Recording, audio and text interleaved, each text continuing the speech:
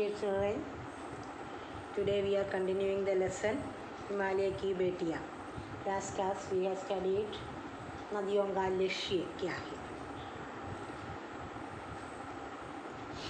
Today Sindhu और ब्रह्मपुत्र दो नदियों के बारे में हम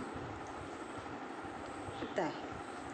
सिंधु और ब्रह्मपुत्र ये दो ऐसे नाम हैं जिनके सुनते ही रावी, सतलज, व्यास, झनाब, झेलम, काबुल, कुब्भा, कपिशा, गंगा, यमुना, सरयू, गंडक, कोसी आदि हिमालय की छोटी बड़ी सभी बेटियां आंखों के सामने नाचने लगती है. वास्तव में सिंधु और ब्रह्मपुत्र स्वयं कुछ नहीं है. दयालु हिमालय के पिघले हुए दिल की एक एक बूंद न जाने कब से इकट्ठा होकर इन दो महानदियों के रूप में समुद्र की ओर प्रवाहित होती रही है. कितना सौभाग्यशाली है वो समुद्र जिसे पर्वतराज हिमालय की इन दो बेटियों का हाथ पकड़ने का श्रेय मिला. तो सिंधु और ब्रह्मपुत्र क्या है? इसी दो ऐसी महानदियाँ हैं. सिंधु और ब्रह्मपुत्र दो महानदियाँ हैं. हिमालय के हृदय की बर्फ की पिघली बूंदों से अपना अस्तित्व पाती है और निरंतर समुद्र की ओर प्रवाहित होती रहती है. पर सिंधु और ब्रह्मपुत्र दो ऐसे नाम है जिनके सुनते ही ഇത് കേൾക്കുമ്പോൾ തന്നെ നമ്മൾ രാവി, സത്ലജ്, प्यास, जनाब, झेलम, काबुल, कपिशा, गंगा, यमुना, सरयू, गंडक, कोसी आदि हिमालय की छोटी बड़ी सभी बेटियां आंखों के सामने नाचने लगती है. हिमालय से निकलने वाली सब नदियों को हमारे आंखों के सामने नाचने लगती है. सिंधु और ब्रह्मपुत्र എന്ന പേര് കേൾക്കുമ്പോൾ തന്നെ നമുക്ക് ഈ ചെറിയതും വലുതുമായ എല്ലാ നദികളും നമ്മുടെ കണ്ണുകൾക്ക് മുൻപിൽ ഇങ്ങനെ നാचने लगती है. वास्तव में सिंधु और ब्रह्मपुत्र स्वयं कुछ नहीं है. शरिക്കും रियली सिंधु और ब्रह्मपुत्र स्वयं कुछ नहीं है.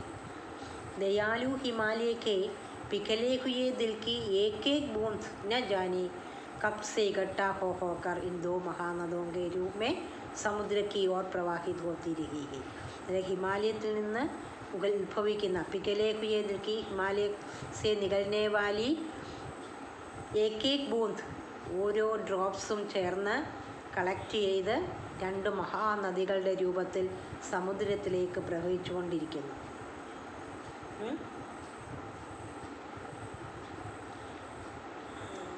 कितना सौभाग्यशाली है वो हिमालय, वो समुद्र. कितना सौभाग्यशाली है वो समुद्र जिसे पर्वतराज हिमालय की इन दो बेटियों का हाथ पकड़ने का श्रेय मिला.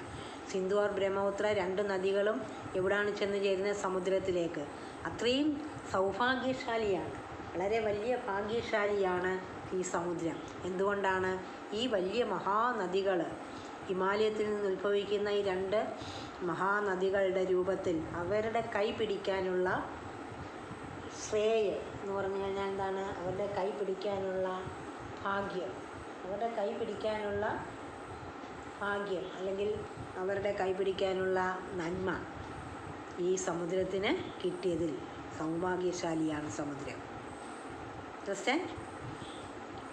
Next paragraph. जिन्होंने मैदानों में ही इन नदियों को देखा होगा उनके ख्याल में शायद ही यह बात आ सके कि बूढ़े हिमालय की गोद में बच्चियाँ बनकर एक कैसे खेला करती है.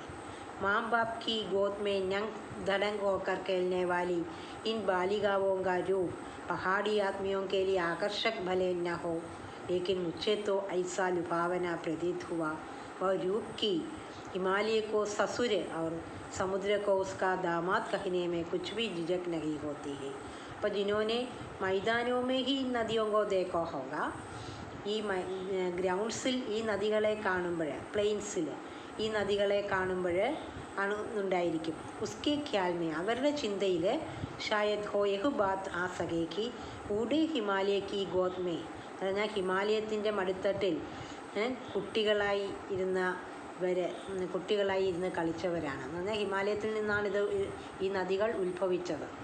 ഹിമാലയത്തിൽ നിന്ന് ഉത്ഭവിക്കുമ്പോൾ കുട്ടികളുടെ രൂപത്തിലാണ് ഇവരെ കാണുന്നത്. മാം ബാപ് കി ഗോദ് മേ നങ് ദടങ് ഹോക്കർ കേൽനെ വാലി ബാലികാവോം കാ രൂപ്. പറഞ്ഞാൽ പേരൻസിൻ്റെ മടിത്തട്ടിൽ നങ് ദടങ് ചെറിയ കുട്ടികളായിരിക്കുമ്പോൾ കളിക്കുന്ന ഈ ബാലികമാരെ രൂപം Pahari ആത്മീയം കെലി.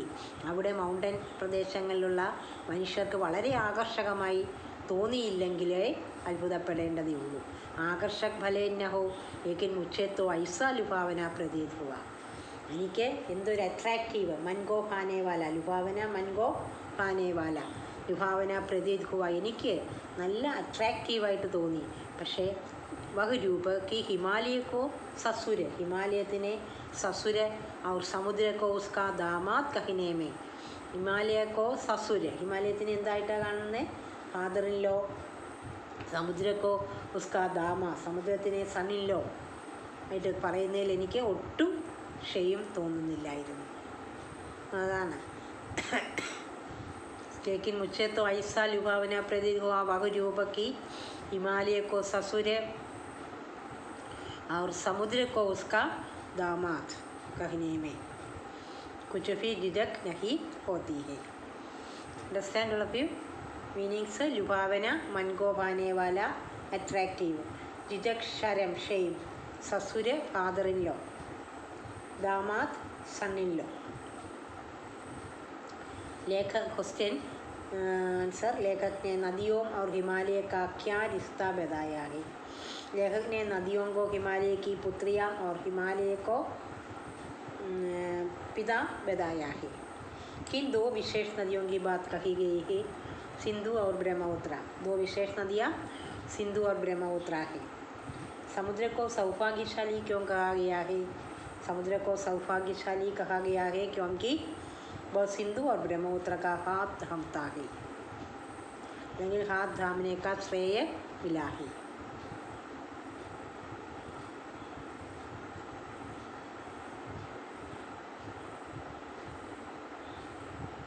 Understand? Okay, thank you.